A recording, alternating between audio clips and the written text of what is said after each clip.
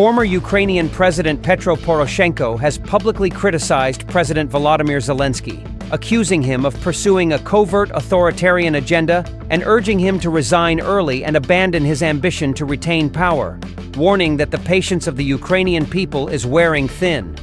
In an interview with the British newspaper The Times, Poroshenko issued scathing warnings. The former president stated that Zelensky should heed this warning, because distancing himself from the people could trigger a boiling point. The boiling pot Poroshenko referred to is the long-simmering public anger over the past 3 years. He described the actions of the current administration in Kiev as a form of covert authoritarianism. Today it's me, Poroshenko. Tomorrow it'll be Zelensky. The next day, it'll be anyone. That's authoritarianism, he remarked, implying those whom Zelensky might seek to purge. Poroshenko also accused Zelensky of a series of serious mistakes that, according to him, have inflicted grave harm, not only to Zelensky personally as the head of the Kiev regime, but to Ukraine as a whole. He specifically recalled the disastrous meeting between Zelensky and US President Donald Trump at the Oval Office in February. In that same month, President Zelensky imposed indefinite personal sanctions against Poroshenko. Other figures targeted included oligarchs such as Ihor Kolomoisky and Konstantin Zhivago, businessman Hernandy Poholubov, and former opposition leader Viktor Medvedchuk. Poroshenko described these sanctions, aimed at himself and his European Solidarity Party, as an attack on liberalism, democracy, and Ukraine's European integration process. According to Poroshenko, Zelensky is frightened by the current political landscape and is attempting to eliminate all political opponents. On July 2nd, according to Reuters, Ukrainian ruling party MP Fedor Venislavsky made statements regarding the Pentagon's decision to redirect several arms shipments originally intended for Kyiv, including air defense missiles.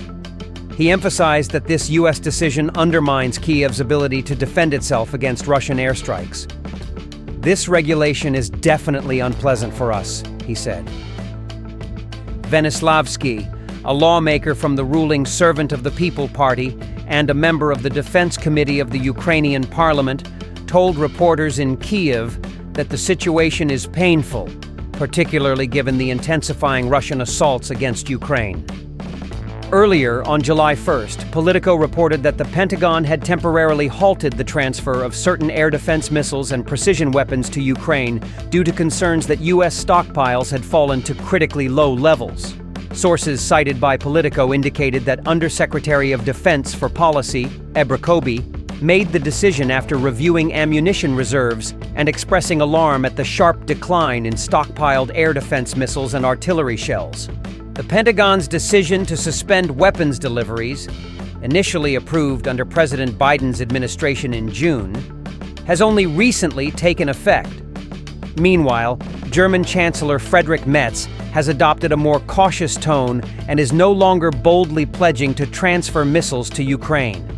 In an interview with Takesh Chow news agency, he stated that supplying Taurus cruise missiles to Ukraine remains an option, but emphasized that Germany will not become a party to the war. Chancellor Merz explained that if Germany provides Taurus missiles, they would be operated solely by Ukrainian troops, not German personnel. The same applies, he noted, to other cruise missiles supplied by the UK and France. He stressed the technical complexity of the Taurus system, which requires extensive training for Ukrainian forces, implying that deployment may take a long time or may never happen at all. "This system is extremely complex," Merz said. "It takes at least 6 months to train troops to use it. Have they been trained yet? We still haven't reached consensus on that. I've spoken about this with President Zelensky and discussed it within our coalition. We haven't started yet.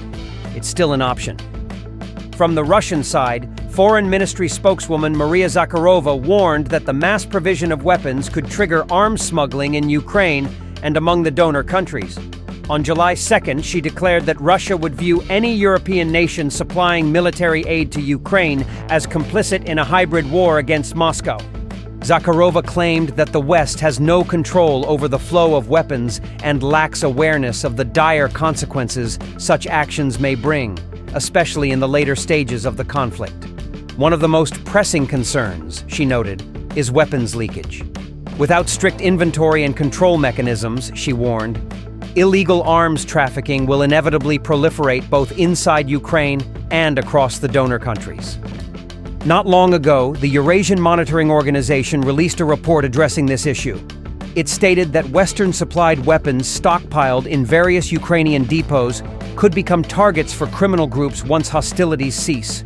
If martial law is lifted, the state's authority and capacity to regulate civilian affairs could weaken, allowing criminals to infiltrate armories and smuggle the stolen weapons across borders, or even worldwide.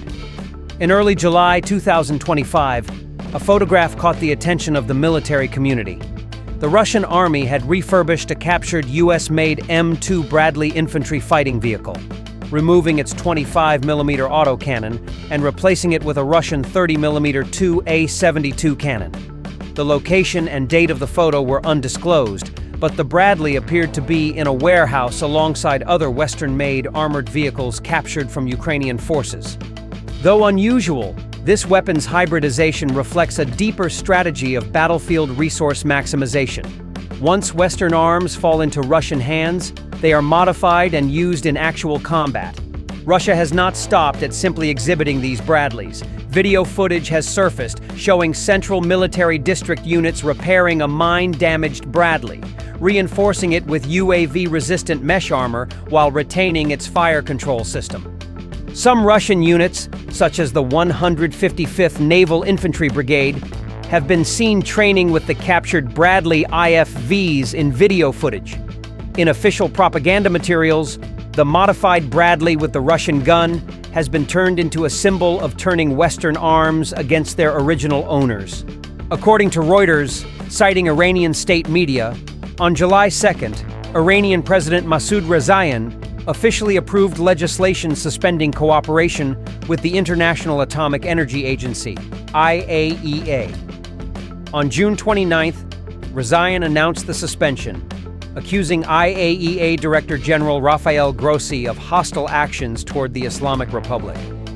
The declaration came during a phone call between Rezaian and French President Emmanuel Macron. Rezaian stated that Grossi had behaved unreasonably and destructively. This move follows Israeli attacks on Iranian infrastructure since June 13th, as well as American airstrikes targeting nuclear facilities. Tehran criticized the IAEA for remaining silent on the Israeli and U.S. attacks and for passing a resolution on June 12th accusing Iran of failing to fulfill its nuclear obligations. According to American media, despite the Pentagon proposing a record-breaking $1.2 trillion defense budget for fiscal year 2026, several key weapons development programs are being cut or delayed due to industrial limitations and inter-service strategic conflicts.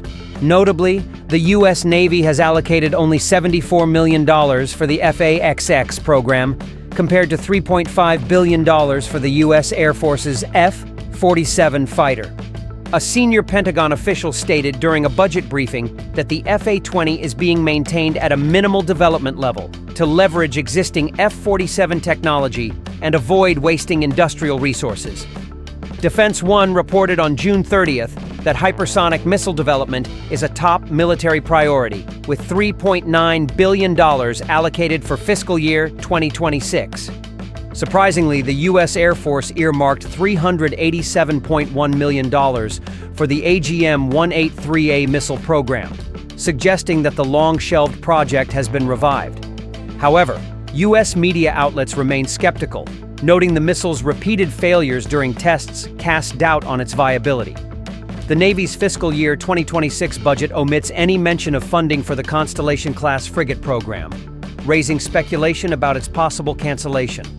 According to Bloomberg, the European Union is close to finalizing a trade agreement with President Donald Trump's administration, accepting a 10% tariff on many exports to the U.S.